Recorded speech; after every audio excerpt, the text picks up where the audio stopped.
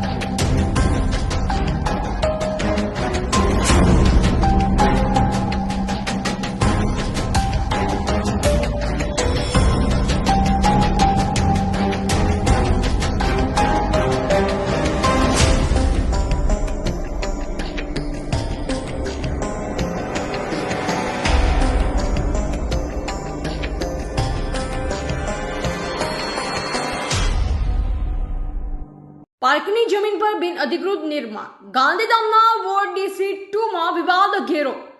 શહેરના ward DC2 વિસ્તારમાં park અને પાર્કિંગ માટે આરક્ષિત જમીન પર ચાલી રહેલા બિનઅધિકૃત નિર્માણ સામે નાગરિકોમાં ભારે રોષ જોવા મળી રહ્યો છે. આ મુદ્દે અનેક નાગરિકો અને સામાજિક સંસ્થાઓએ પ્રશાસન સમક્ષ વારંવાર રજૂઆત કરી, છતાં કોઈ જાહેર સુનાવણી વિના કામ આગળ વધારવામાં આવ્યું છે.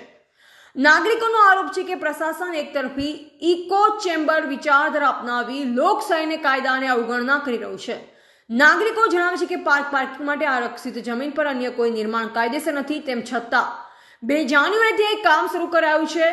કાનૂની જાણકારો માને છે કે આ કાર્યવાહી પ્રિન્સિપલ ઓફ નેચરલ જસ્ટિસ અને બંધારણના અનુચ્છેદ 14નું ઉલ્લંઘન છે.